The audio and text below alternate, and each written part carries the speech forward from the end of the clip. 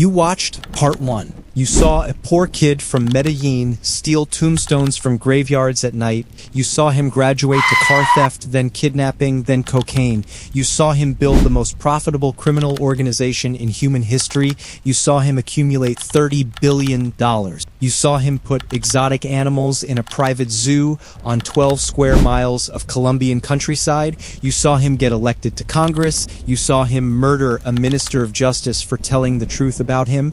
You saw him at the peak of his power in 1987, the 7th richest person on earth, controlling 80% of America's cocaine supply, feared by everyone, touched by no one. And you probably thought, somewhere in the back of your mind, how do you stop someone like that? This is part 2, and this is the answer. But I need to warn you before we go further. Part 1 was a story of a rise. It had momentum and ambition and the dark energy of watching someone build something from nothing, however monstrous the building. Part 2 is a different kind of. Part 2 is a story of terrorism, of a man who, faced with the prospect of losing his empire, decided to make an entire country bleed until it gave him what he wanted. A man who bombed a passenger airliner and killed 107 innocent people. A man who detonated car bombs in shopping centers where families were buying groceries. A man who paid teenagers to murder police officers. Any police officers, all police officers, it didn't matter which ones, for $500 a killing.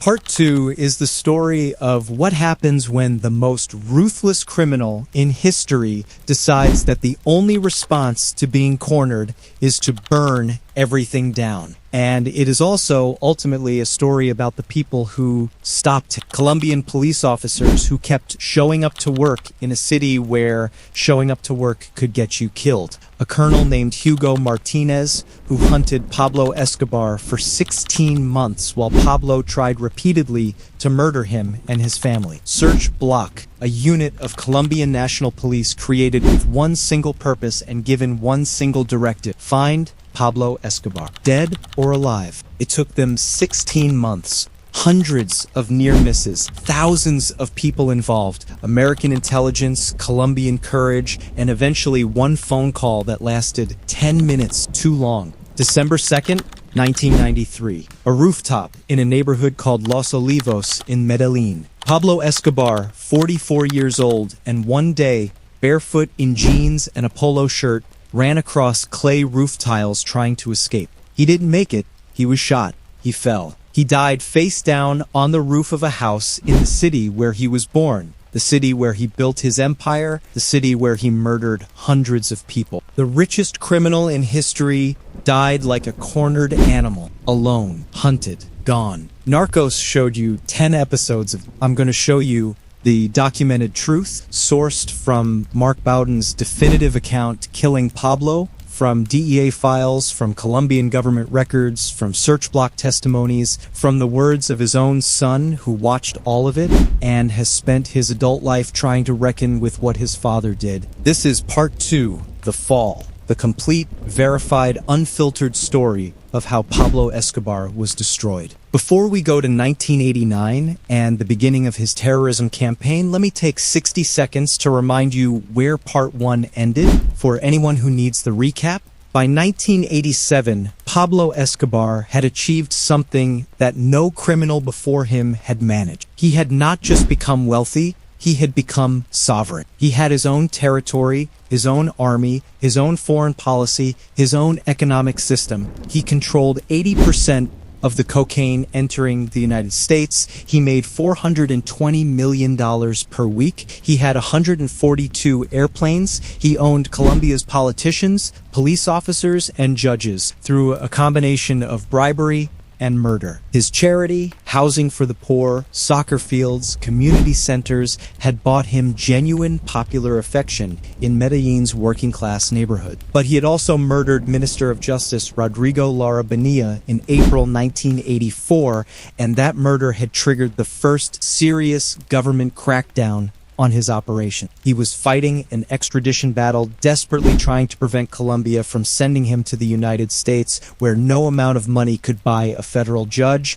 He had started his assassination campaign against judges, police officers, and journalists. And the Colombian state, however corrupted and compromised, was beginning to organize itself against him. 1987 was the peak. Everything after 1987 was the fall. And the fall was catastrophic, not just for Pablo, but for Colombia. Subscribe right now before we go further. This is the darkest content I've ever covered. The terrorism, the innocent people, the manhunt, his death. If you watched part 1, you need part 2. You need the complete story. Drop a comment below right now. Where are you watching from and what time is it? Let's see how global this story reaches. Because Pablo Escobar's story reaches everywhere. His cocaine went, which was everywhere. Like this video, if that kind of depth matters to you, the thumbs up tells YouTube it should reach more people. Let's go to Colombia. 1989, the year Pablo Escobar declared war on his own country. To understand why Pablo Escobar transformed from a cocaine trafficker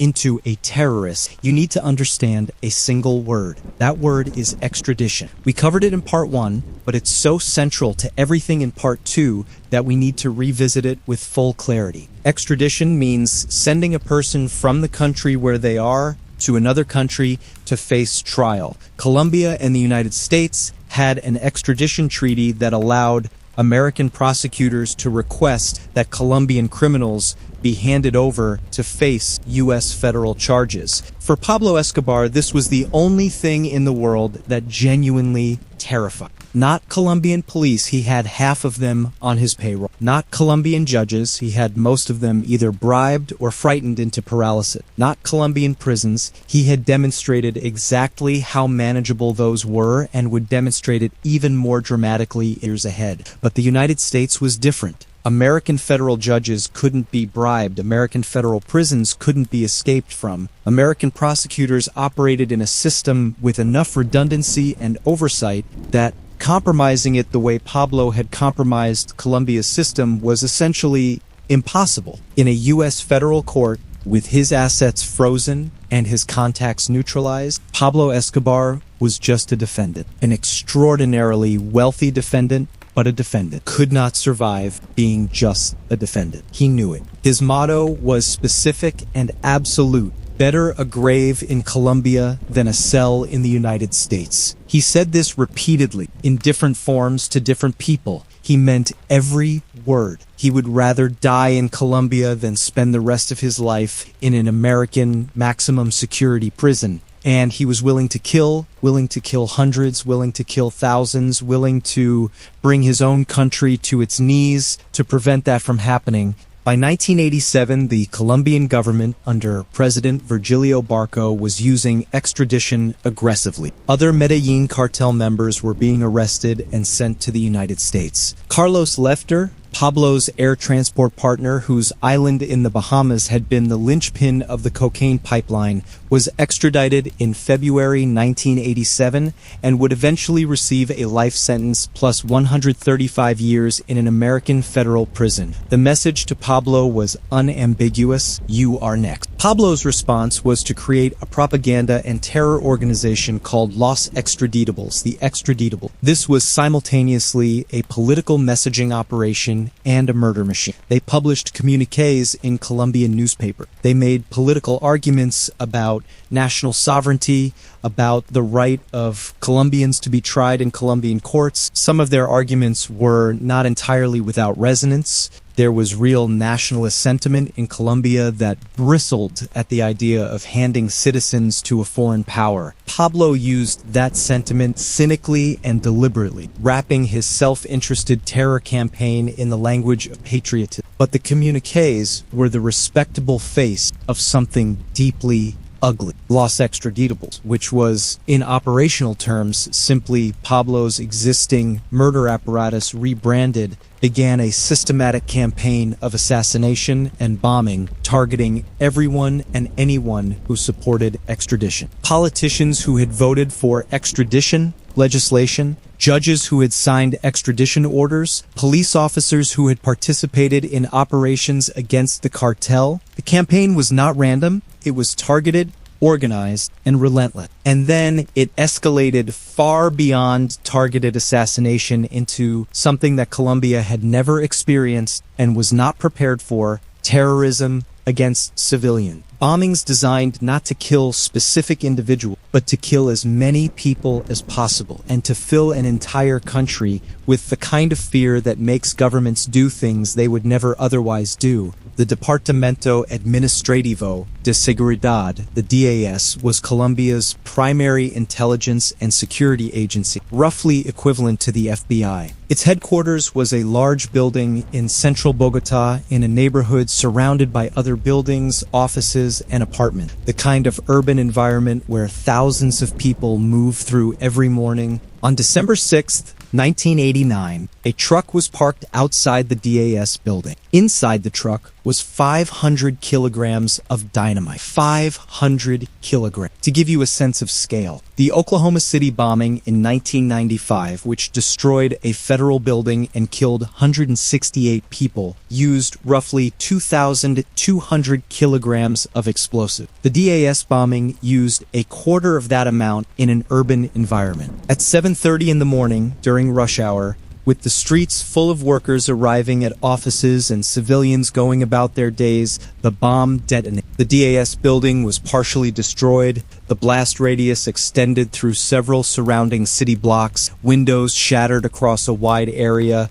Buildings near the DAS headquarters sustained severe structural damage, and people died. 52 people were killed, the majority of them police officers and government workers, but including civilians who had the misfortune of being near that building at that moment, on that morning. Over 1,000 people were injured, 1,000 human beings wounded, some severely, some permanently, because Pablo Escobar wanted to communicate to the Colombian government that he could reach the heart of the capital city and kill at scale.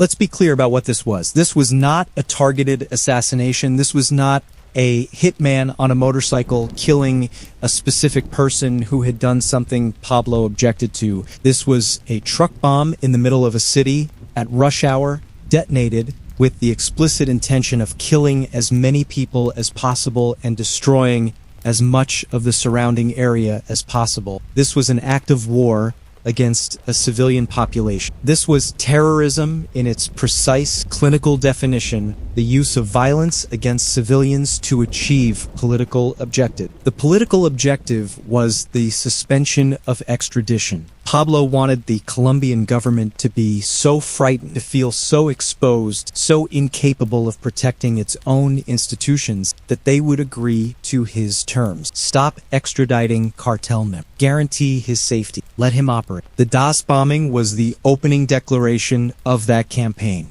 While the bombing campaign was proceeding, Pablo was also focused on a specific individual who represented, in his calculation, the single greatest threat to his continued freedom and power. Luis Carlos Galan was a Colombian politician of a kind that is rare in any country, and especially rare in the Colombia of the 1980s. Genuinely, demonstrably honest. He was the leading candidate of the Liberal Party for the 1990 presidential. He was ahead in the polls, and he had made the fight against the drug cartels, including the enforcement of extradition, the centerpiece of his campaign. He was not merely anti-cartel political. He was personally committed to it, publicly committed to it, and polling strongly enough that his election seemed increasingly probable. If Galan became president, Pablo calculated everything got worse. Extradition would be enforced with renewed vigor. The government's war against the cartels would intensify. The political space that Pablo had been using to try to negotiate his way out of his legal predicament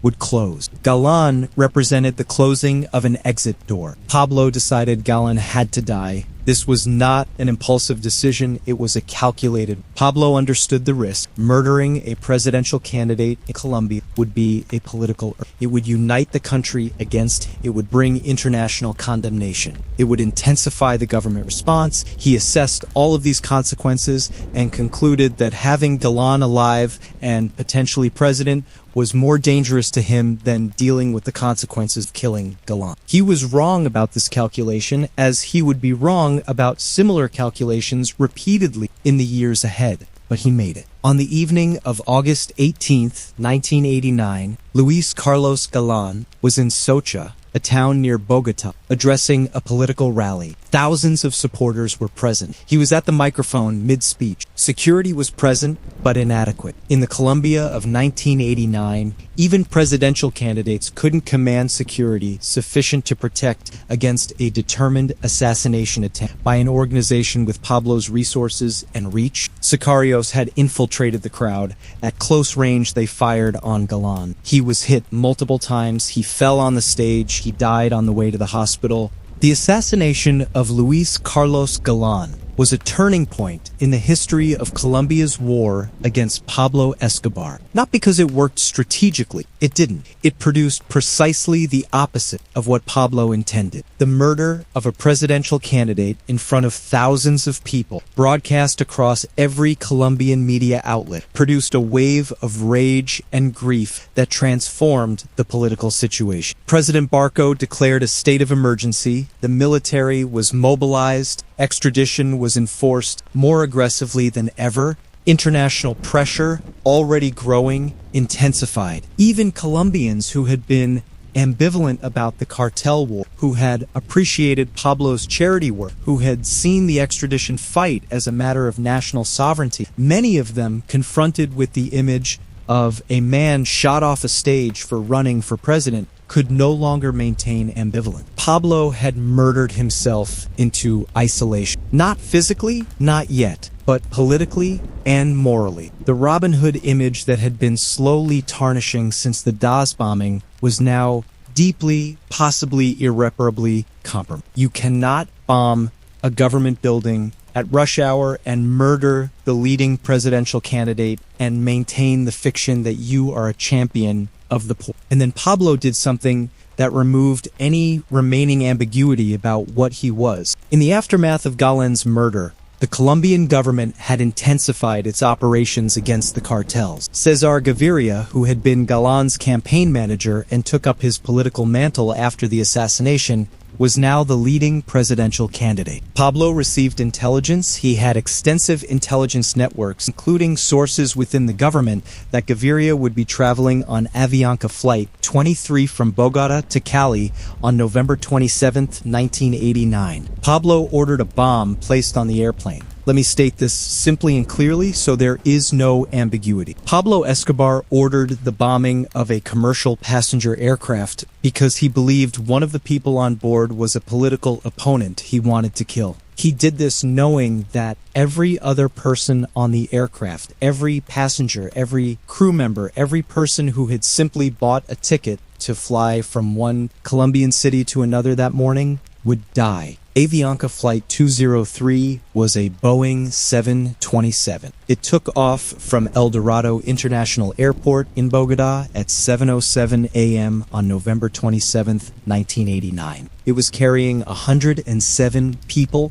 passengers, and crew. It was a routine domestic flight. The people on board were Colombians going about their lives, business people traveling for work, families visiting relatives, students, professionals, ordinary people who had purchased airline tickets with the ordinary expectation that they would arrive at their destination. Cesar Gaviria was not on the plane. He had changed his travel plans. His security team had advised him not to take that flight. Pablo's intelligence was correct that Gaviria had originally planned to fly on Flight 23. His intelligence failed to capture the change of plans. 7 minutes after takeoff, at an altitude of approximately 13,000 feet over the municipality of Soacha, the same area where Galan had been murdered 3 months earlier, the bomb detonated. The Boeing 727 disintegrated in mid-air. Wreckage fell across a wide area of the Colombian country. There were no survivors. 107 people died.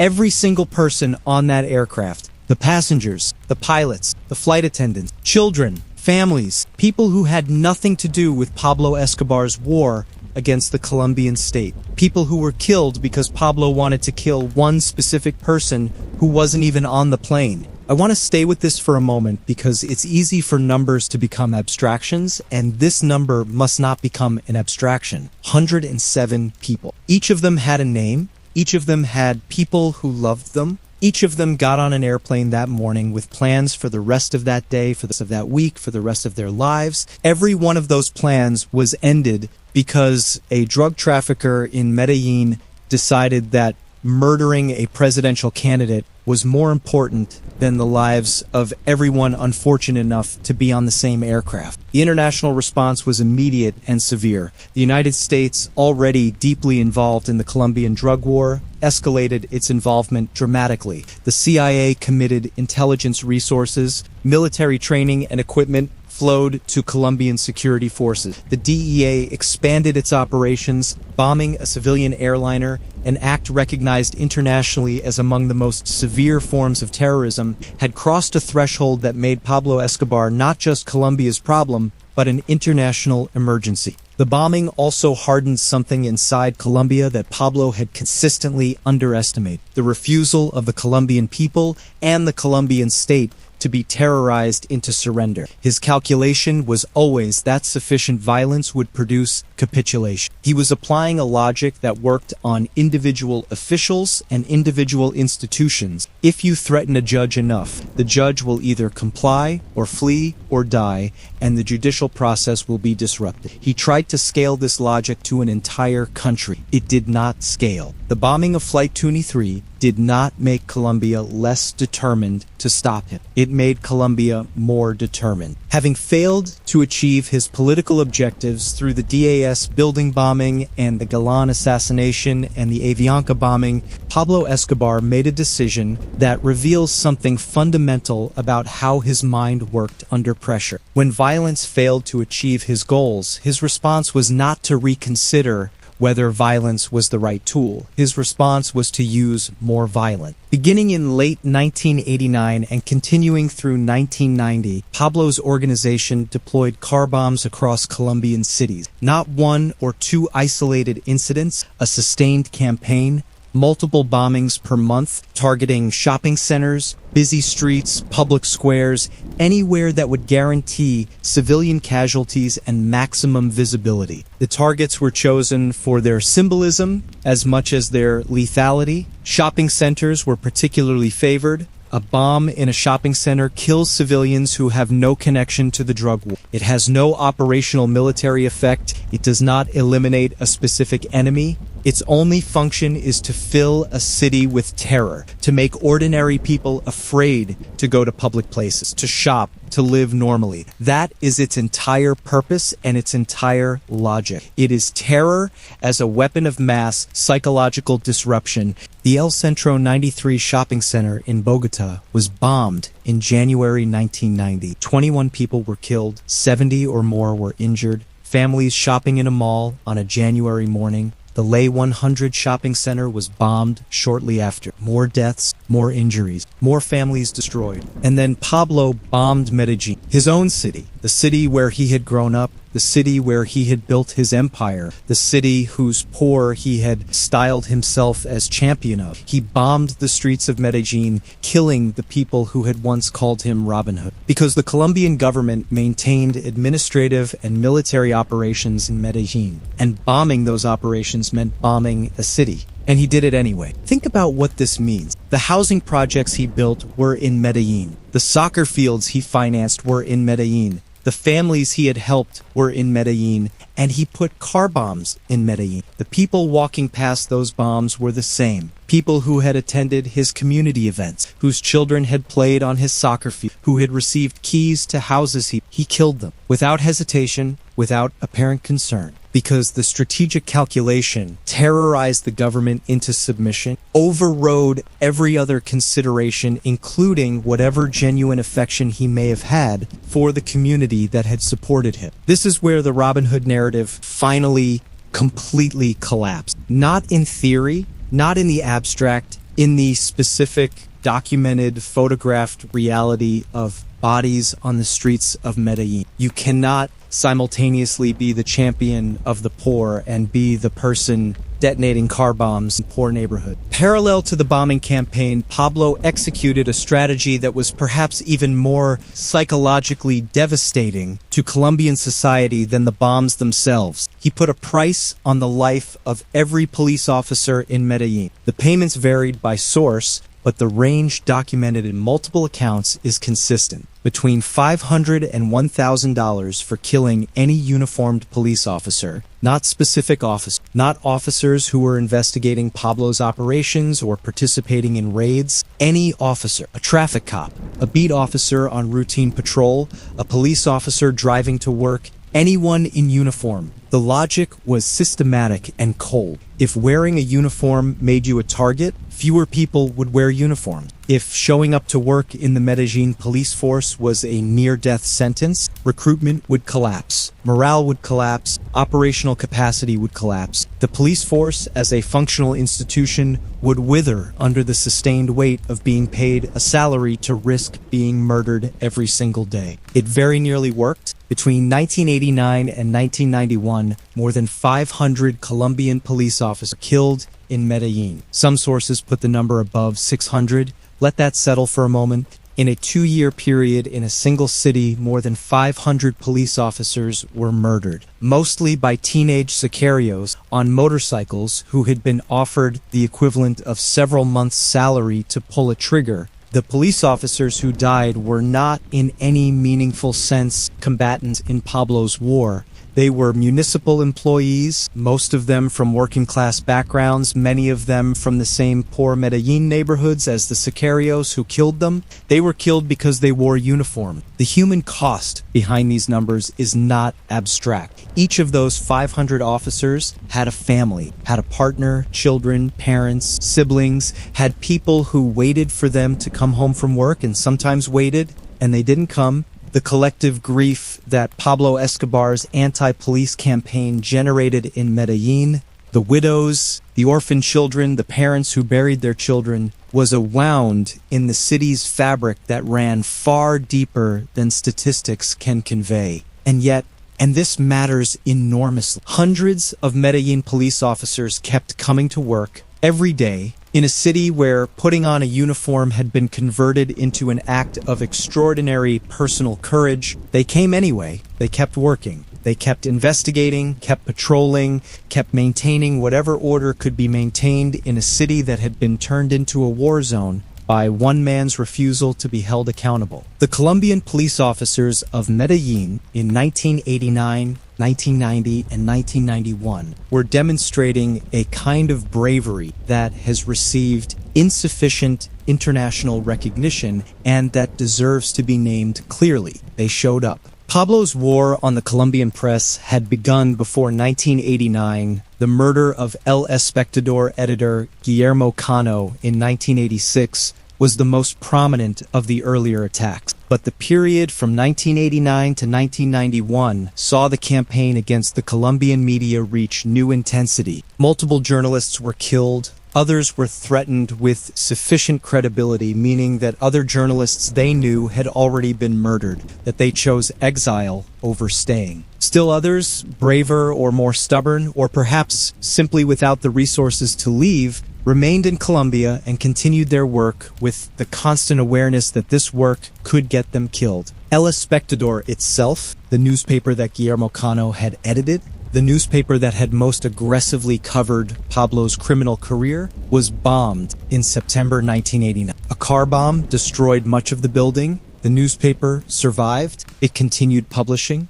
This is worth noting explicitly. Pablo Escobar bombed a newspaper, and the newspaper kept publishing. The editors and reporters of El Espectador demonstrated under genuinely life-threatening conditions that the commitment to journalistic truth was stronger than the fear of being killed for it. This is the Colombia that is missing from the Pablo Escobar mythology. The Colombia of people who could have been bought or frightened into silence and chose neither option. Not because they were superhuman, not because they lacked fear, but because they understood that if everyone chose silence, the silence itself became a form of death. Before we move to Pablo's surrender and La Catedral, I need to address something that had actually happened slightly earlier, in January 1988, but which fits here conceptually. The bombing of the Monaco building and what it revealed about Pablo's increasingly surrounded position. The Monaco building was a luxury apartment complex in the El Poblado neighborhood of Medellin. Pablo owned the penthouse. It was, in the early years of his wealth, a symbol of his power, a physical marker of his arrival in the upper echelons of Colombian society. His family had lived there.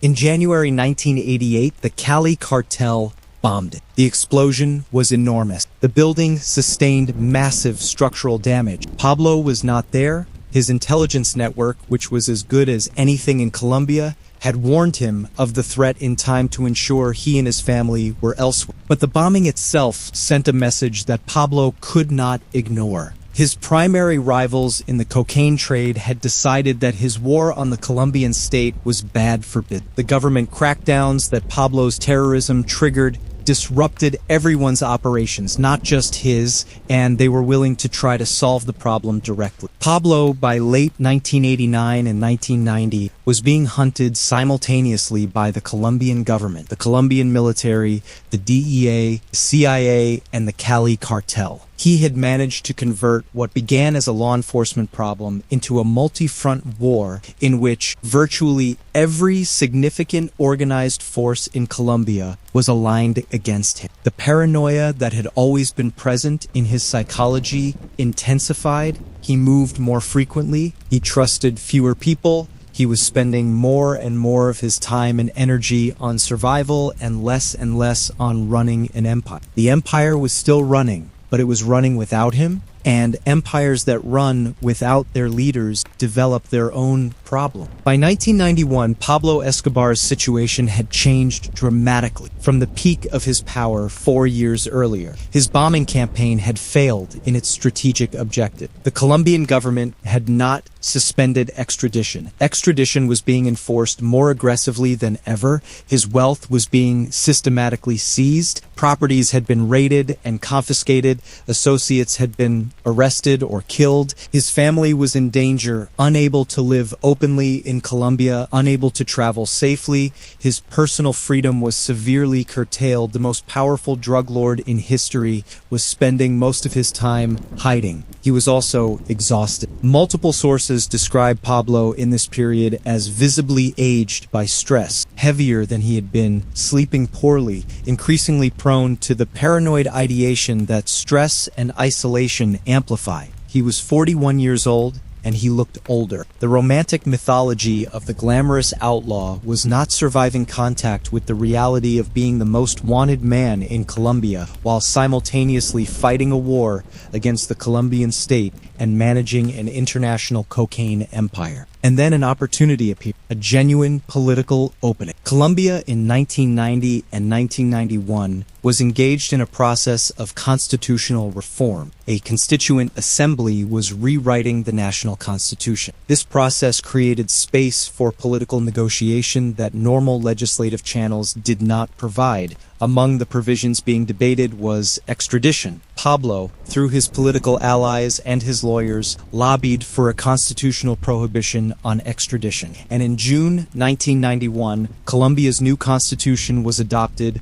with a provision explicitly prohibiting the extradition of Colombian nationals. Pablo had achieved his single most important political objective. The thing he had fought for with bombings and assassinations and car bombs in shopping centers and a civilian airliner blown out of the sky, the thing he had killed thousands of people to prevent, was now constitutionally prohibited. No Colombian government, regardless of how aggressively it wanted to pursue him, could legally extradite him to the United States. He had won at a cost of thousands of lives. But by the specific metric of extradition, he had won. And so the basis for a surrender existed. Pablo's lawyers negotiated with the government of President Cesar Gaviria, the man Pablo had tried to kill by bombing the Avianca flight. The negotiations were extraordinary in their terms. Pablo would surrender to Colombian authorities. He would admit to some crimes, carefully selected admissions that acknowledged involvement in drug trafficking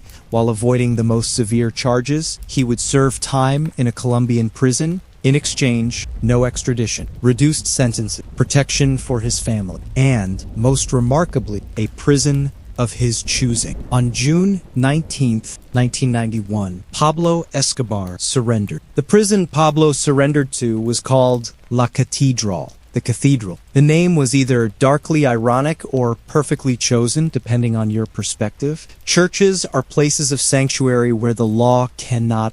That is exactly what La Catedral was. La Catedral was built in the mountains above Medellin, near the town of Envigado, Pablo's home turf. It was built to Pablo's specifications, largely with Pablo's money, largely by Pablo's people. The Colombian government, in its desperate desire to end the violence, had agreed to terms that in retrospect were so extraordinary they would be comedic if the context weren't so tragic. Pablo chose the location, Pablo approved the construction, and most importantly, and this is the detail that defies easy description, Pablo chose the guard. The security personnel at La Catedral were Pablo's own people. His own sicario, his own trusted associates wearing guard uniforms and staffing the perimeter of his prison. This was not a prison designed to keep Pablo in. It was a compound designed to his specifications, secured by his own employees, which he could leave whenever he felt it was safe to do so. The facilities at La Catedral have been described in detail by multiple sources, including Colombian journalists who eventually documented the compound, Roberto Escobar's memoirs, and accounts from former associates. What they describe is not a prison. It is a luxury estate that happened to have a fence around it, full-size grass soccer pitch because Pablo loved soccer, a bar stocked with alcohol where Pablo and his associates could drink freely, a jacuzzi, waterfall features in the landscaping, luxury bedrooms with actual beds and actual privacy, a kitchen staffed by a personal chef, a gym, a dollhouse he had installed for his daughter Manuela when she visited, multiple office spaces with telephone lines that could reach anywhere in the world, an entertainment system, a barber shop, no bars on the windows, no locks on the interior doors, no restrictions on who could visit, no restrictions on what could be brought in, no curfew, no monitoring of communications, no limitations on business activity. Pablo ran his cocaine empire from La Catedral. He received associates and business partners. He conducted meetings. He ordered operations. He managed the distribution networks that were still moving cocaine into the United States and generating millions of dollars per week. From the prison that was supposed to demonstrate that Colombia had finally achieved some form of accountability over its most dangerous criminal, Pablo Escobar continued to operate as he had operated for 15 years with complete impunity. The Colombian press eventually dubbed La Catedral Club Medellin, a mocking reference to its nature as a luxury resort rather than a correctional institution. The Colombian public was furious. The government was embarrassed, but defended the arrangement on the grounds that the violence had stopped and Pablo was technically off the streets. They were telling themselves a story that had very little relationship to what was actually happening. And then Pablo used La Catedral to commit murder. Fernando Galeano and Gerardo Moncada were members of the Medellin cartel's second tier, operators who managed significant parts of Pablo's distribution and money laundering networks while Pablo was in El Catedral. They had continued generating revenue and managing assets on Pablo's behalf after his surrender. Pablo received information, whether accurate or not, whether deliberately planted by enemies to create internal conflict, is a question that has never been definitively answered,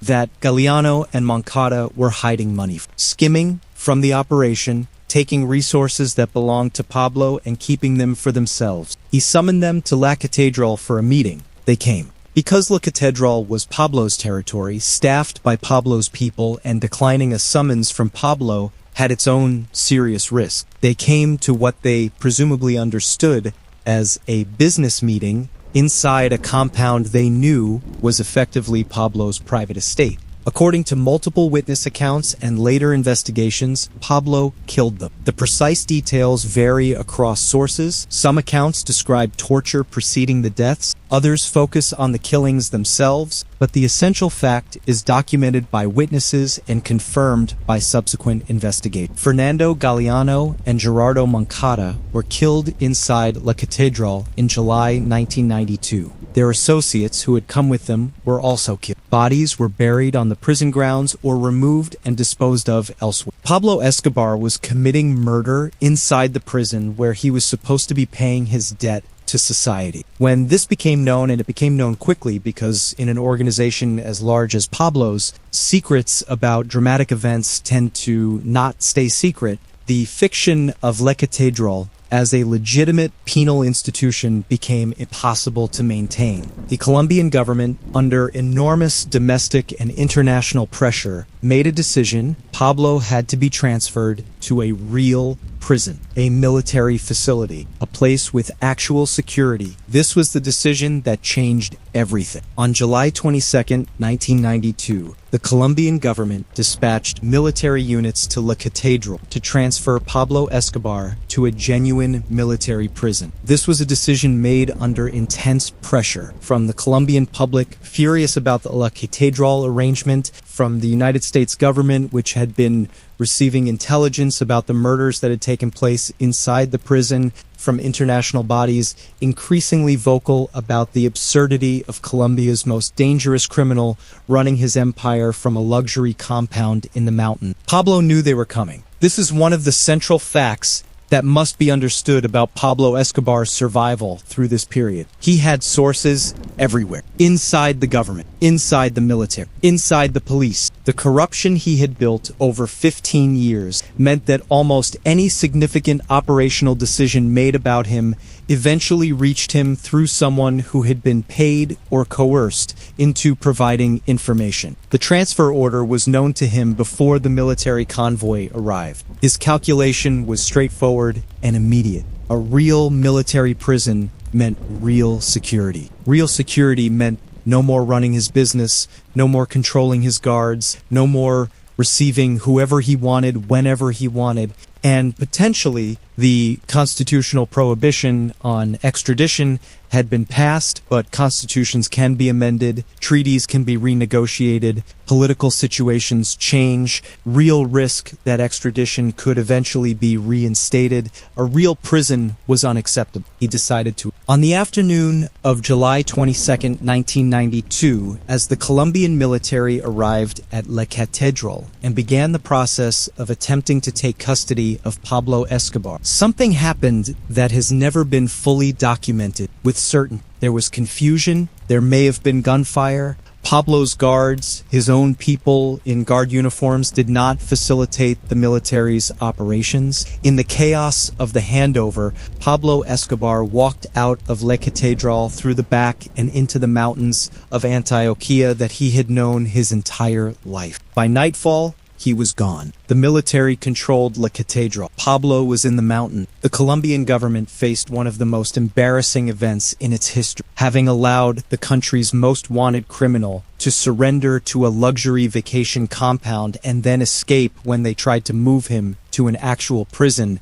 and launched an immediate, massive manhunt. The most intense manhunt in Colombian history had begun. The Bloc de Búsqueda, Search Bloc, was created and activated in response to Pablo's escape. It was a specialized unit of the Colombian National Police based in Medellin, with a single operational mandate: find Pablo Escobar. Search Bloc was not a conventional law enforcement unit. It was funded, equipped, trained, and resourced specifically for this mission. The United States contributed substantially. The DEA provided agents, the CIA provided intelligence, and a classified U.S. military intelligence unit called Centra-Spike deployed to Colombia. Centra-Spike's specific capability was electronic surveillance, the ability to intercept radio communications and, critically, to use direction-finding technology to locate a radio signal's origin. Every time Pablo made a phone call on a radio phone, Centra-Spike could in principle triangulate his position. In practice, this required the signal to be active long enough to get multiple readings from multiple angles, but the capability existed, and it would eventually be decisive. Colonel Hugo Martinez was appointed to command Search Bloc. Martinez was a Colombian national police officer of considerable experience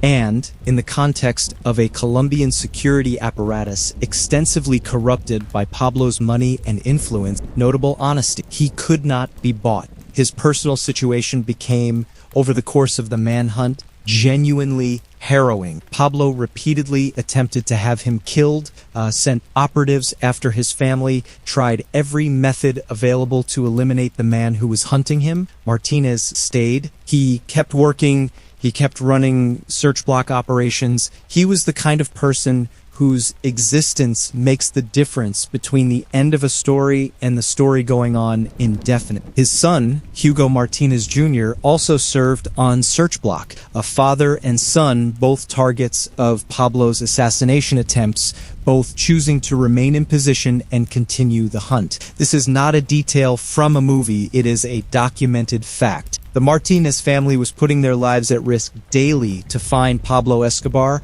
while Pablo was actively trying to kill them, and they stayed. That deserves to be stated plainly. The 16 months between Pablo's escape from La Catedral in July 1992 and his death in December 1993 were a study in the slow destruction of a man who had believed himself invulnerable. Pablo stayed in Medellin. This might seem surprising. The obvious move for the most hunted man in Colombia would be to flee the country, to go somewhere with no extradition treaty, to use his billions to establish himself somewhere beyond reach. But Pablo understood something about himself that was both psychologically revealing and tactically rational. His power had always been rooted in Medellin. His contacts, his safe houses, his network of loyal community members in poor neighborhoods, his knowledge of the city's geography, all of it was in Medellin. Anywhere else in the world, he was a wealthy fugitive with resources, but without the deep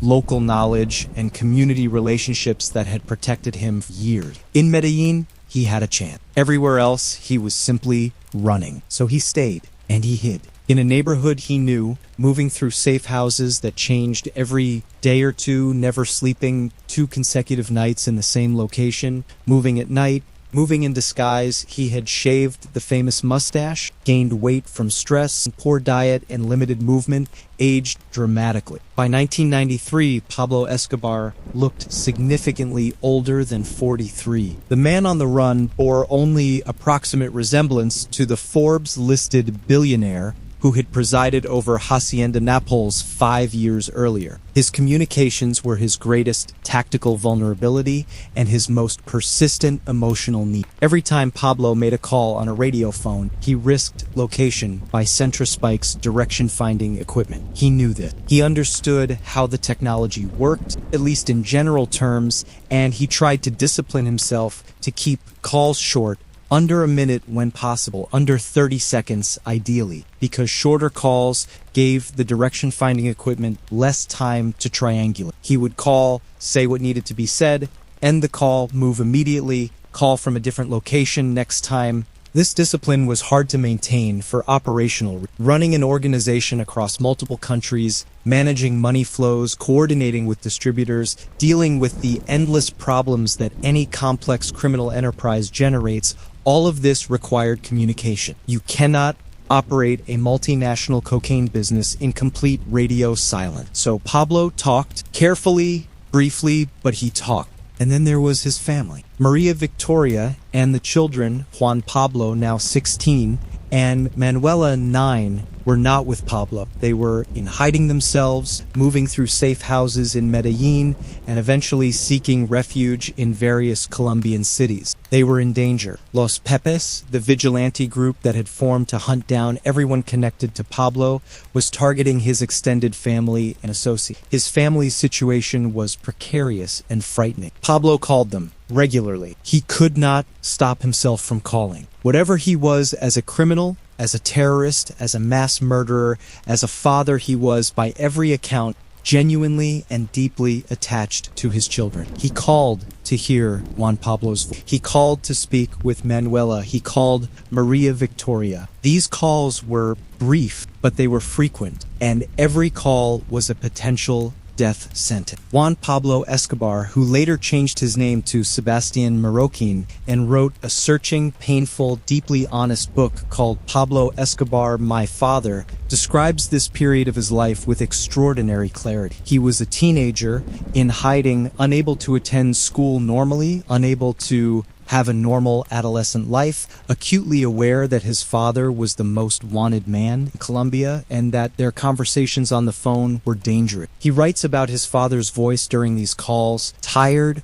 under pressure, but always trying to project confidence and warmth to his children, always trying to be a father, even from a safe house in a city that was hunting. This is the unbearable complexity of Pablo Escobar that I asked you to hold in part 1, and that becomes even more difficult to hold in part 2. The man who killed 107 people on an airplane because he wanted to murder one person who wasn't even on it was the same man who called his 16-year-old son from a succession of hiding places to ask how he was doing and tell him he loved him. Both things are documented. Both things are true. The love does not excuse the murders. The murders do not erase the love. They simply coexist in one human being in the documented historical record, and the discomfort of that coexistence is something we have to sit with rather than resolve artificially. While Search Bloc was conducting a formal, state-sanctioned manhunt, another organization was pursuing Pablo through methods that had no formal, state-sanctioned basis whatsoever.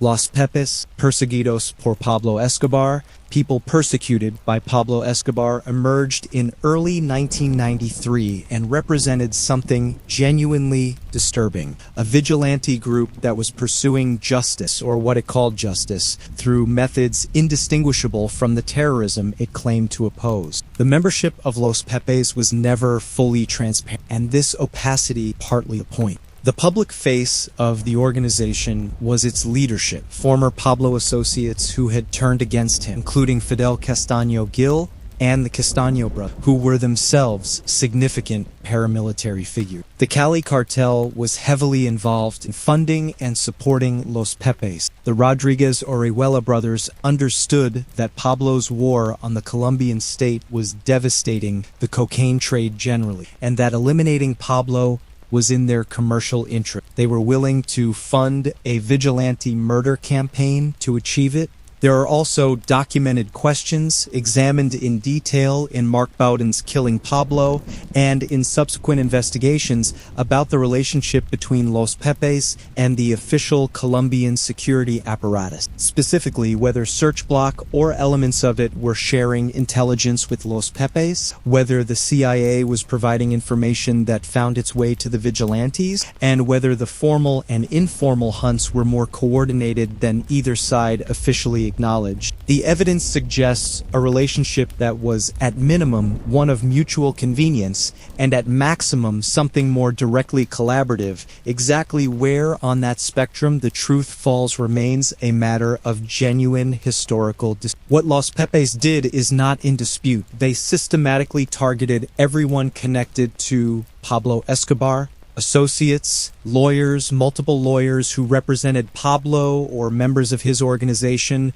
were killed by Los Pepes. Extended family members, business owners who had dealings with Pablo, people who provided him with safe houses, food, communications, people who were genuinely deeply involved in his criminal operations, and inevitably, people who were much more peripherally connected, relatives of associates, people who had provided some service to someone who had provided some service to Pablo, people at the outer edges of his network whose connection to his crimes was tenuous at best. Los Pepes also systematically destroyed Pablo's property. Hacienda Nápoles was attacked and ransacked. The famous zoo animals were left without care. As the caretakers fled, some animals died, some were eventually rescued. The beautiful, excessive, absurd monument to Pablo's wealth and power was systematically dismantled. Safe houses were burned, businesses were destroyed. The physical infrastructure of his empire was demolished by Los Pepes, with a thoroughness that Search Bloc's legal constraints prevented it from achieving. By the middle of 1993, Pablo was describing Los Pepes as a greater immediate threat than Search Bloc. This tells you something. He had been evading Search Bloc, a formally organized, legally constrained, government-funded law enforcement unit with reasonable success for nearly a year. Los Pepes operated without legal constraints, without due process considerations, without any accountability mechanisms. They could do things Search Bloc could not, and they were doing them. His network was collapsing. Associates who might have helped him a year ago were now afraid to, not because of Search Bloc, but because Los Pepes would kill them if they did. His access to safe houses was shrinking. His financial lifelines were being cut. His lawyers were being murdered. The walls were tightening from two directions simultaneously. The formal, official, legally structured manhunt from one side, and the brutal, illegal, ruthlessly effective vigilante campaign from the other. The 16 months of the manhunt were punctuated repeatedly by moments when Search Bloc came extremely close to finding Pablo, only for him to slip away minutes or hours before they arrived. These near misses are documented in Bowden's Killing Pablo in meticulous detail, sourced from Search Bloc officers and intelligence personnel who were present. Multiple times, direction-finding equipment tracked Pablo's radio signals to a specific neighborhood, sometimes to a specific block. Multiple times, Search Bloc units moved into position. Multiple times, by the time they were in place and conducting searches, Pablo was gone. He had intelligence coming in from multiple directions. Some of his contacts inside the police and military, the corruption network he had built over 15 years was still partially functional. When a major Search Bloc operation was being planned, there was some chance, not certainty, but some chance that word would reach Pablo through someone who had been paid to pass it on. He also had loyal supporters in the Medellin communities where he moved, ordinary people who would notice when police or military activity increased in their neighborhood and who would warn him. And he moved constantly. The policy of never spending more than 1 or 2 nights in the same location meant that even accurate intelligence about his whereabouts quickly outdated. Knowing Pablo was in a specific safe house on a Monday night was not enough. By Tuesday morning, he would be somewhere else. The direction-finding equipment needed time to triangulate. Pablo tried to deny it that time by keeping calls short and moving immediately after. The tension of the manhunt for Search Bloc, for the Colombian government, for Pablo himself, was extraordinary and sustained. 16 months is a long time to hunt someone at this intensity. For Colonel Martinez and his team, it was 16 months of operations, intelligence analysis, near misses, dead ends, occasional victories that didn't produce Pablo himself, and the constant underlying threat that Pablo was also hunting them. For Pablo, it was 16 months of movement, isolation, paranoia, and the slowly compressing sense of a net tightening. Pablo tried to kill Colonel Martinez multiple times, car bombs targeted at the Search Bloc headquarters, assassination plots against Martinez personally, attempts to use intelligence contacts to track the colonel's movements and find opportunities to kill him. Martinez survived all of them, partly through luck, partly through the same vigilance and adaptability that he was using to hunt Pablo. By late 1993, it was becoming clear to everyone involved that the end game was approaching. Pablo's network had been too severely degraded. The combination of Search Bloc's patient, technology-assisted hunting and Los Pepes' brutal elimination of his support structure had reduced his freedom of movement to a very small area of a city that was becoming increasingly hostile to him. The Medellin residents who had once protected him were now living in fear of Los Pepes, whose violence was not selective enough to protect anyone who might be caught in Pablo's orbit. There is a documented pattern in Pablo's communications during the final months of the manhunt that is both operationally significant and deeply human. His phone calls got longer, not dramatically, not in any single identifiable moment, but as a trend over the course of 1993. The discipline he had maintained, 30 seconds maximum, move immediately, began to erode. The most likely explanation is emotional. His isolation had become extreme, his associates were dead or arrested, his family was in hiding, his normal support systems, the community of people around him, the associates he had worked with for years, had been systematically destroyed. He was alone in a way he had never been before. And when he called his family, both the greatest risk he took and the thing he seemed least able to stop doing, he talked longer than he should have, because they were his family. Because Juan Pablo was 16 and Manuela was 9, and their father hadn't held them in months, and the phone was the only connection. Centrospike's direction-finding equipment was getting more data, more precise triangulations, better location intelligence. The circles on the map were getting smaller. By December 1993, Pablo Escobar's situation had reached its endpoint. He was in the Los Olivos neighborhood of Medellin, a middle-class residential area. Unremarkable, the kind of place where an unremarkable man might rent an unremarkable house without attracting attention. He was with one bodyguard, Alvaro de Jesus Agudelo, known as El Limon, one bodyguard. The man who had commanded an army of thousands was down to one bodyguard in a rental house in a residential neighborhood. His family was trying desperately to leave Colombia. Maria Victoria and the children had been attempting to get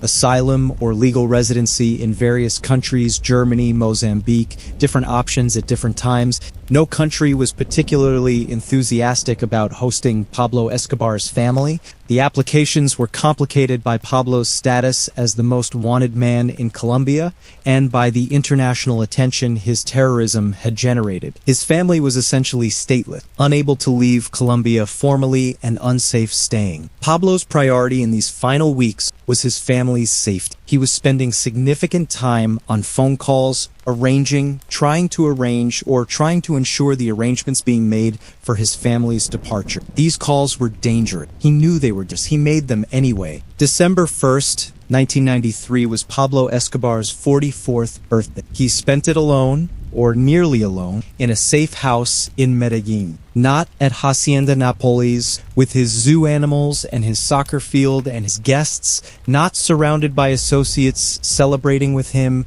not with his family, alone in a rented house in a neighborhood that didn't know who was living in it. He called his family. The accounts of this call, drawn from Juan Pablo's later writings and interviews, describe a voice that sounded tired. Pablo Escobar, who had always maintained a certain kind of energy, the aggressive forward motion of a man who controlled events, sounded in this call like a man who had stopped controlling events and was now being controlled by them. He told his family he loved them. He told them he would see them soon. Juan Pablo, 16 years old, asked when. Pablo said, soon. That was the last birthday conversation. One day later, he was dead. The morning of December 2nd began like any other morning of the manhunt. Pablo was in the Los Olivos safe house. El Limon was with him. Search Bloc was operating in Medellin, as it had operated every day for 16 months. The Centrospike aircraft, which flew above the city intercepting radio signals, was in the air.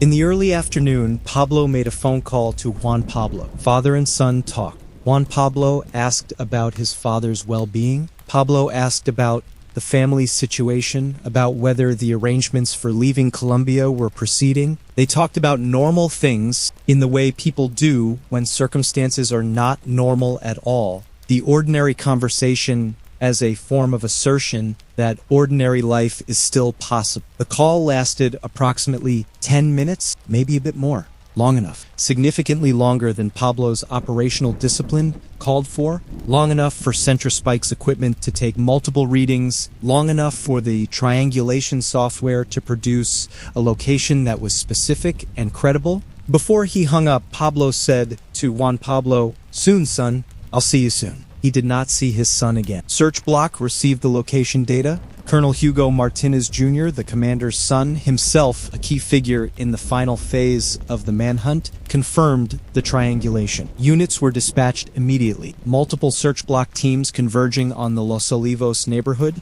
The block was identified. The house was identified. Pablo was inside when they arrived. He heard them. Vehicles shouting, the specific noise of a coordinated police operation surrounding a building. He had been in that situation in his mind thousands of times over the course of the manhunt. He had always had a plan, always had a route, always had somewhere to go. This time, the options were different. He could surrender, accept arrest, go to a real prison, face the Colombian legal system, potentially face the eventual reinstatement of extradition as constitutional provisions shifted. He could fight. He had a pistol. El Limon had weapons. They were outnumbered and outgunned, and that fight would end in one way. Or he could run. He ran. Pablo and El Limon moved toward the... It was the classic escape route in an urban environment. Get above the cordon, move across rooftops, find a way down on a different street, and disappear into the city. Pablo had lived in Medellin his entire life. He knew the rooftop. He knew the neighborhoods. If he could get over the rooftop and down the other side, he had a chance. The house was a 2-story building, sloping tile roof. They climbed through a window onto the roof. Clay tiles, sloped surface. Medellin, afternoon. Search Bloc was already in position. Officers saw movement on the roof, shouted orders. Pablo and El Limon were armed, and they opened fire. Search Bloc returned fire with automatic weapons. The gunfight on the rooftop was brief, minute, not a sustained exchange. El Limon was shot and killed. Pablo was shot in the torso, and then he was shot in the head, a wound near or through the ear, and he fell, and he did not get up. Time. Approximately 3 o'clock in the afternoon, December 2nd, 1993, Los Olivos neighborhood, Medellin, Colombia. Pablo Emilio Escobar Gaviria was dead. I'm going to address this directly and honestly because it has been debated for 30 years, and there are 2 credible versions of what happened. The official Colombian government account holds that Pablo was killed in the gunfight, shot by Search Bloc officers as he tried to escape across the rooftop. This is the version maintained by the Colombian National Police and by Search Bloc personnel who were present. There is another account held by some family members, including Juan Pablo / Sebastián Marroquín, and examined seriously by journalists and researchers that Pablo's head wound may have been self-inflicted, that the ear shot, the wound that killed him, may have been Pablo choosing death over capture rather than Search Bloc landing the killing shot. Pablo had said repeatedly and explicitly that he would rather die in Colombia than go to a prison in the United States. If he was wounded, if he knew capture was seconds away, if he had a pistol in his hand, the self-inflicted wound option is at least plausible. The chaos of an active gunfight makes establishing precise sequence of events difficult. Multiple weapons were being fired. The shooting lasted only minute. Precise accounting of which bullet came from where and in what order is genuinely difficult in those conditions. What is not in dispute, Pablo Escobar died on that rooftop. Search Bloc was present. He had been shot, including in the head. He was dead. The famous photograph taken immediately afterward, Search Bloc officers surrounding Pablo's body on the rooftop, Some officers with expressions of relief and exhaustion, some with the particular kind of elation that comes from the end of a 16-month hunting nightmare, was transmitted immediately across Colombian and international news services. Colombia needed proof, they needed to see it, the nightmare was over. The reaction in Colombia to the news of Pablo Escobar's death on December 2nd, 1993, was immediate, national, and largely characterized by relief. Not celebration exactly. Colombia was too exhausted and too grieved for a simple celebration. But relief. The sustained, cumulative, 4-year-long terror that had killed thousands of people, had bombed shopping centers and government buildings and a passenger airplane, had murdered presidential candidates and ministers of justice and police officers and journalists and judges. That terror was over. Medellin had, over the course of the bombing campaign and the anti-police killing, become one of the most violent cities on earth. Its murder rate in 1991 was among the highest ever recorded for a major city anywhere in the world. By December 1993, that violence had been declining as Pablo's network was dismantled, but the psychological wound was deep, and the city was still, in every meaningful sense, traumatized. The news that Pablo was dead produced a response that was emotional rather than triumphant. The relief of a population that had been living under extreme and sustained threat. President Gaviria, in whose administration the manhunt had been conducted, and who was himself one of Pablo's intended victims, the man on the airplane that Pablo had bombed, addressed the nation. The language was measured, but the message was clear. Justice had been served. The Colombian state, working with its own people and its American partner, had achieved something that had seemed,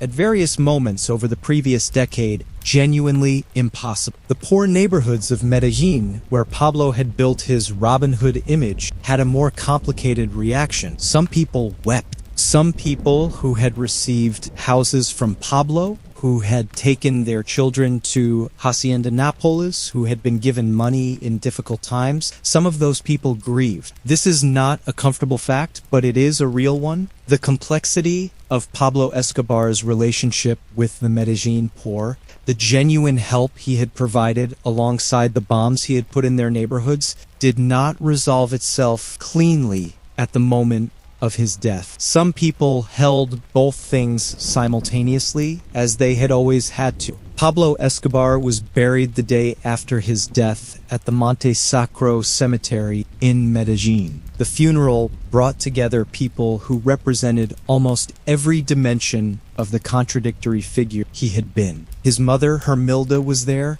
She was grief-stricken, and she was defending him, as she had defended him his entire life. Her son. Whatever he had done, her son. There is no comfortable moral position from which to judge a mother's grief for her child, however monstrous that child. She defended him to journalists who were present at the funeral with the same conviction she had maintained across the 30 years of his criminal career. He was a good son. He loved his family. She was not wrong about either of those things. They were simply insufficient. Maria Victoria, veiled and nearly silent, stood with her children. Juan Pablo was 16. Manuela was 9. Both had grown up in extraordinary circumstances, safety compromised, residences changing constantly, the weight of being Pablo Escobar's children pressing on them every day of their lives. Both were now burying their father. Whatever they understood and didn't understand about what he had done, they understood that they had lost. Thousands of ordinary Medellin residents came to the funeral. The scenes from the cemetery show crowds around Pablo's coffin. Not the formal mourners, but people from the neighborhoods, people who had received houses,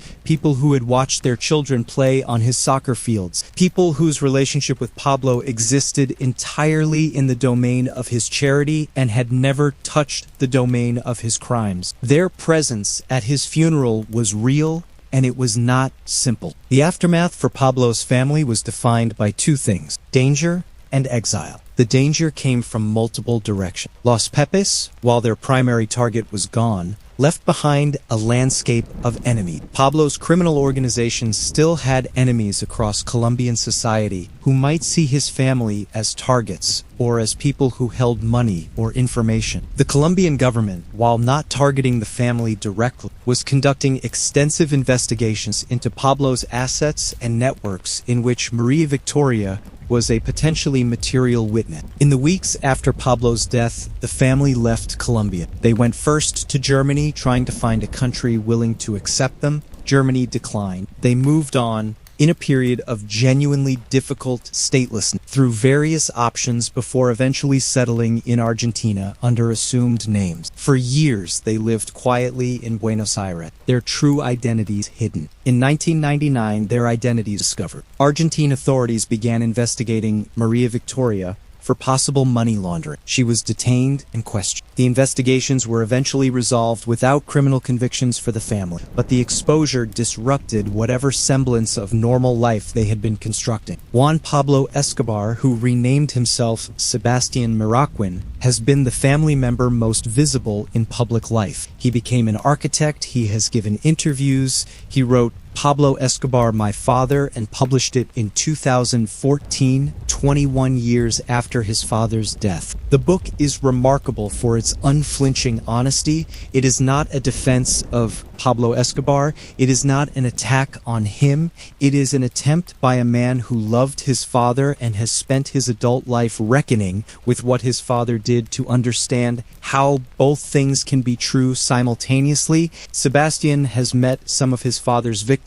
He has apologized publicly and, by all accounts, sincerely. He has said explicitly, "The things my father did were wrong, they were inexcusable, and I am sorry for the damage they caused." This apology comes from a person who had no agency in what his father did, and who is, by any reasonable moral reckoning, not responsible for it, and yet he offers it anyway, voluntarily, repeatedly. That act of voluntary accountability, choosing to take on moral weight you did not create, is worth acknowledging. Manuela, Pablo's daughter, who was 9 years old when her father was killed, has chosen a different path: privacy. She has given no public interview. She has changed her identity completely. She lives somewhere, presumably under a name that is not her own, trying to construct a life that does not involve being the daughter of Pablo Escobar. Reports indicate she has struggled significantly with the psychological weight of her childhood. This is not surprising. She is a person who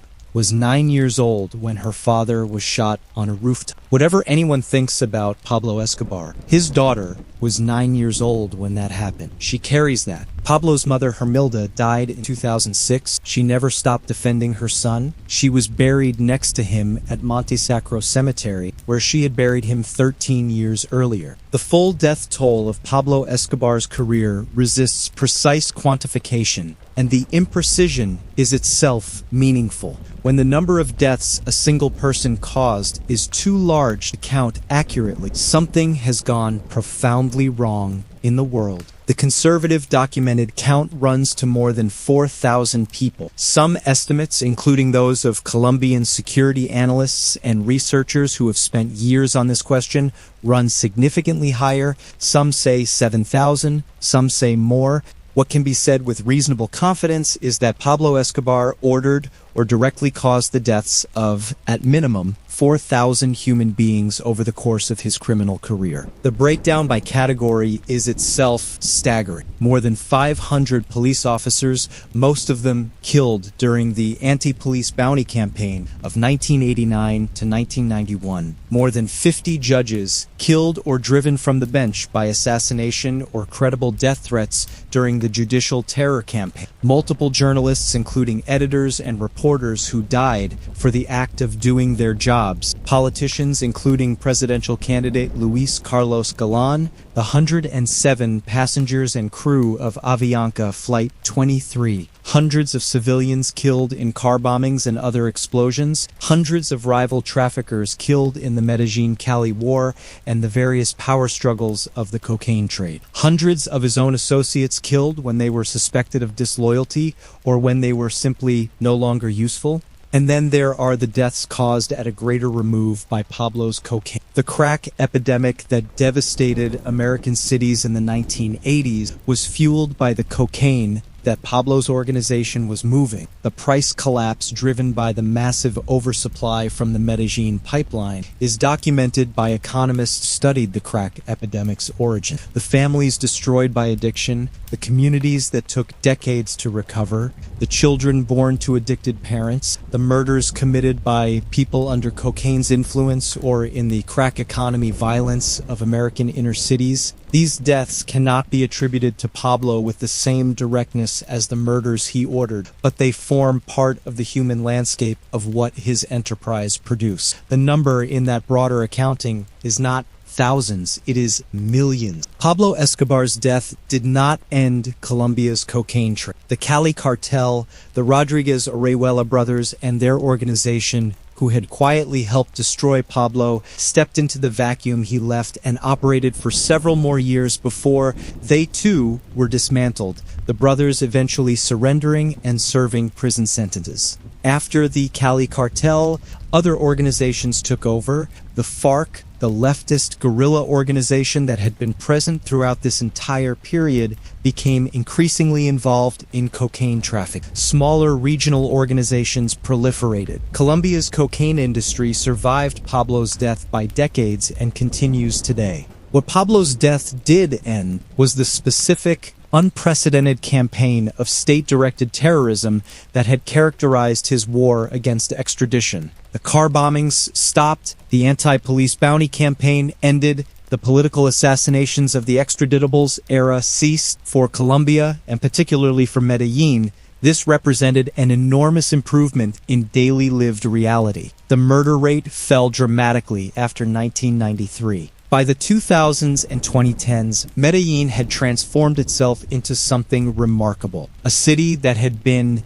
in the early 1990s, among the most violent on earth, reborn into a place known for innovation, urban design, and tourism. The transformation is not complete, and crime is still a reality, but the contrast between Medellin in 1991 and Medellin in 2020 is extraordinary and almost entirely attributable to the removal of Pablo Escobar and the gradual reconstruction of civic institutions that his reign had devastated. The hippos, incidentally, remain. The African hippopotamuses that Pablo imported for his private zoo at Hacienda Naples were not removed after his death. The zoo was abandoned. The hippos escaped into the Magdalena River and its tributaries. They bred, thrived. As of the most recent estimates, there are somewhere between 100 and 200 feral hippopotamuses living in Colombia's waterways, the only significant population of wild hippos outside Africa. They are an invasive species. They are competing with native wildlife. Colombian ecologists are dealing with what has become a genuine conservation challenge. Pablo Escobar has been dead for more than 30 years, and Colombia is still managing the consequence. The Rodriguez Orejuela brothers, Gilberto and Miguel,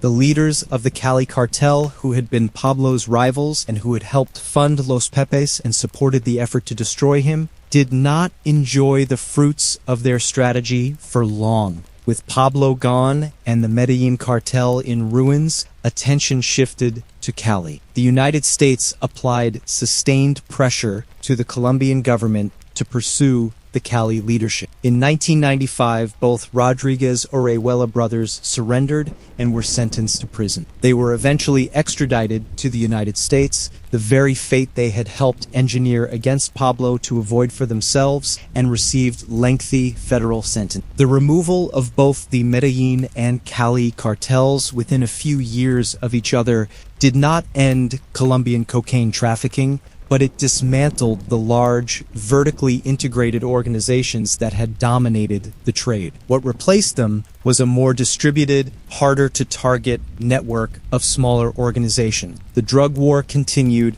It continues today. The story of Pablo Escobar is part of a larger story that does not have a clean ending. Narcos, across its 3 seasons covering Pablo's story, gets the broad strokes of the fall substantially correct. The Avianca bombing is depicted, the DAS building bombing is depicted, the Galan assassination is depicted with reasonable accuracy regarding the circumstances. A public rally, a crowd, sicarios who had infiltrated among the supporters. La Catedral is shown as the luxury compound it was. Pablo's escape when the military arrived to transfer him is shown. The Search Bloc manhunt is shown. Los Pepes are shown. His death on the rooftop is shown. The date, December 2nd, 1993, is correct. The technology that ultimately located Pablo radio direction finding is addressed in the show with reasonable accuracy, though the technical details are simplified for a general audience. The relationship between Pablo and his family is portrayed with genuine emotional complexity. The show understands that Pablo loved his children and that this love coexisted with his crimes without excusing them. Colonel Hugo Martinez is a character in the show, and the portrayal captures something of his relentlessness and his personal integrity. His son's role in the manhunt is acknowledged. The extreme danger that both faced, Pablo's repeated attempts to assassinate the colonel, is depicted. The general atmosphere of Medellin during the terror years, the car bombs, the empty streets, the pervasive fear, is conveyed with genuine impact. The show makes clear, which is important, that Pablo's victims were real people rather than abstractions. Not comprehensively, not for all 4,000 of them, but the show does not lose sight of the human cost. The most significant ongoing distortion in Narcos Part 2, as in Part 1, is the centrality given to the DEA agents Steve Murphy and Javier Peña as protagonists. The show is structured around their perspective. They narrate, they are present at key moments, they are positioned as the primary driving force of the manhunt and ultimately of Pablo's downfall. This is not what the historical record shows. Mark Bowden, whose book Killing Pablo is the definitive account of the manhunt based on interviews with essentially everyone involved, is clear about the hierarchy of responsibility. Search Bloc caught Pablo Escobar. Colombian national police officers, led by Colonel Hugo Martinez, conducting the day-to-day operations of locating and cornering him. The United States provided critical support, Centrospike's direction-finding technology, intelligence resources, training, equipment, DEA, analytical support. This support was genuinely important and perhaps decisive in the final week. But the people who showed up in Medellin every day, who ran the operations, who engaged in the final confrontation and killed Pablo, those were Colombian. Making the DEA agents the protagonist is a creative decision driven by the practical reality of American television production for an American audience. American networks telling international stories have historically defaulted to American protagonists. This is understandable from a commercial perspective and problematic from a historical one.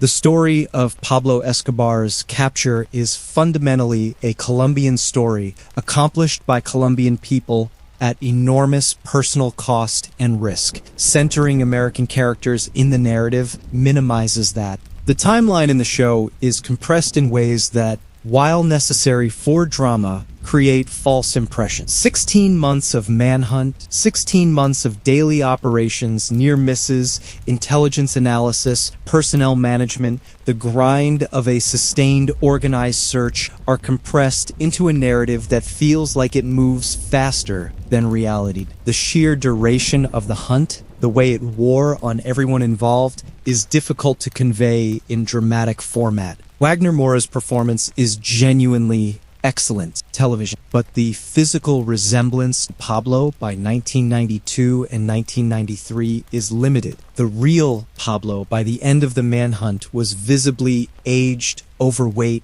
with the physical markers of extreme stress and poor living conditions during 16 months of hiding. The show's Pablo remains too well preserved, too theatrical, too much the romantic outlaw rather than the desperate, aging, exhausted man that Pablo actually was by December 1993. Los Pepes are depicted in the show, but their full moral complexity and their full body count are not. The show hints at the relationship between Los Pepes and the official Manhunt, the murky zone where state and vigilante violence overlapped but cannot fully explore it without extending its narrative considerably. The documentary record of what Los Pepes actually did and the serious questions about CIA and Search Bloc awareness and potential facilitation of their activities is more troubling than the show's treatment. The show also cannot, within the constraints of 30 hours of television drama, adequately convey the full scale of Pablo's terrorism. 4,000 deaths, hundreds of bombings, a bombing campaign sustained over years, the Avianca flight with its 107 victims. The math of it,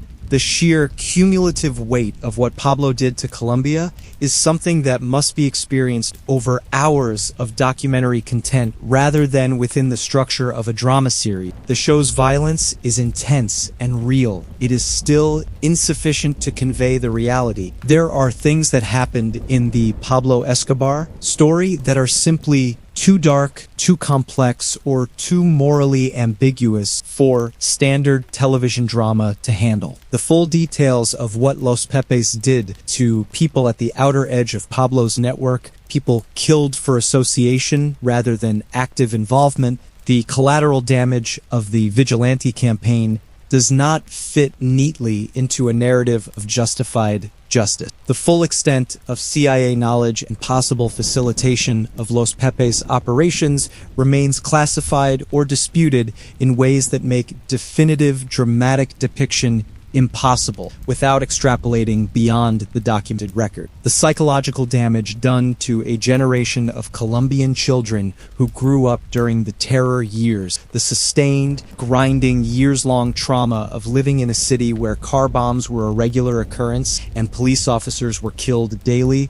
These things existed. They are part of the real story. They don't fit in 30 episodes of television. That's not a criticism of Narcos. It's an acknowledgement of the gap between dramatic narrative and historical reality that exists for every work of historical fiction. This is where part 2 ends. This is where the whole story completes. Let me tell you what you've seen across both videos. In part 1, you saw a child in a working-class Medellin neighborhood who decided before he was 15 years old that the rules were optional and that wealth was worth any price. You saw him steal tombstones. You saw him graduate to car theft, kidnapping, cocaine. You saw him build an empire on the most profitable commodity in human history. You saw him accumulate $30 billion. You saw him build a private zoo and house the poor and run for Congress and murder a minister of justice. Begin slow transformation from criminal to terrorist. In part 2, you saw what that transformation cost. 107 people falling from the sky over Colombia. 52 people killed at the Daz building at rush hour. 21 people killed in a shopping center on a January morning. 500 police officers murdered for the crime of wearing uniform. Judges and journalists and politicians killed for doing their jobs. A country terrorized into a daily state of fear that lasted years. You saw a man surrender on terms so generous they were farcical, and then murder people inside his own prison, and then escape when someone tried to hold him accountable. You saw him spend 16 months running through the city of his birth, reduced from billionaire king to a fugitive with one bodyguard and a radio phone, while thousands of people hunted him. You saw him on a phone call with his 16-year-old son talking 10 minutes too long because he was a father who loved his son and couldn't stop himself. You saw that phone call end his life. You saw him run across a rooftop in bare feet and fall. You saw Colonel Hugo Martinez and his son, who could have taken the money Pablo offered or accepted transfers to safer postings and chose instead to stay and hunt, finally get what they had hunted for 16 months. You saw Colombia breathe. You saw what happened after. His son, who who loved him and condemns him simultaneously, trying to build a life in Argentina under a name that isn't the name he was born with, apologizing to victims he didn't create. His daughter, 9 years old when he died, choosing total invisibility over a life defined by her father's crimes. His wife, who stayed with him through everything, living quietly in a country not her own. His mother, who defended him until the day she died, buried next to him in Monte Sacro Cemetery. And you saw Colombia, wounded, traumatized, partially rebuilt, still dealing with consequences that include feral hippopotamuses in the Magdalena River, and a cocaine trade that survived the man who built its most profitable era and continues without him. Pablo Escobar made $30 billion and killed 4,000 people and terrorized a nation. He died barefoot on a rooftop in the city where he was born, shot in the head at 44 years old. His empire was destroyed, his money was seized or hidden or lost, his family is in exile. The cocaine trade he built continues without him. The moral of Pablo Escobar's story is not that crime doesn't pay. It paid enormously for 15 years. The moral is something harder and more honest than that. The moral is that systems, however corrupted, however compromised, however undermined, eventually generate the people and the methods necessary to stop even the richest and most powerful criminal. That Colombia found Hugo Martin. That Colombia built Search Bloc. That the Colombian people, having absorbed years of terror, did not collapse into the capitulation Pablo was trying to force. That story ended on a rooftop rather than with Pablo alive and free and operating. The moral is that it ended. Wagner Moura won awards for playing Pablo Escobar on Netflix. You watched drama and action and 30 hours of premium television. I showed you the documented truth from killing Pablo, from DEA files, from Colombian archives, from the words of his own son who has spent 30 years reckoning with what his father did. From the graveyard in Medellin, where he stole tombstones at 15, to the rooftop in Los Olivos, where he fell at 44, birth to death, rise to fall, king to corpse. The complete story of Pablo Escobar is now told. If you watched both parts, thank you, genuinely. The thumbs up on both videos tells YouTube this kind of depth matters and deserves to reach. Subscribe. This series continues. The Cali Cartel, the Ochoa brothers, the American side of the drug war, the DEA operations that created the intelligence architecture that eventually located Pablo. There are more stories in this world, and they are all as complex, as dark, and as human as this one. Comment, Bello? What shocked you most about the fall? How do you feel about Los Pepes, justified or not? What do you make of Sebastián Marroquín's apology to the victims? Where are you watching from? Share this with everyone who watched Narcos. They watched 30 episodes of premium television. You just watched the real story. This is where it ends. Thanks for being here. Netflix gave you 30 episodes. I gave you history, the complete documented truth from the graveyard to the rooftop. Birth to death, rise to fall. The story of Pablo Escobar is finished. The consequences are still being lived.